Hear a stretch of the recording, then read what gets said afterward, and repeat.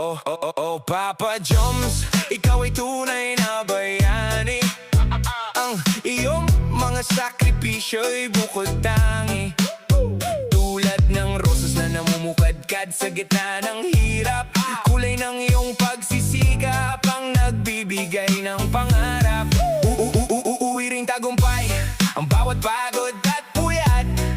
Sa piling ng pamilya, pagmamahal ang magiging sukat. Salamat sa bulaklak ng iyong sakripisyo. Ikaw ang buhay at ilaw ng iyong tahanan at puso.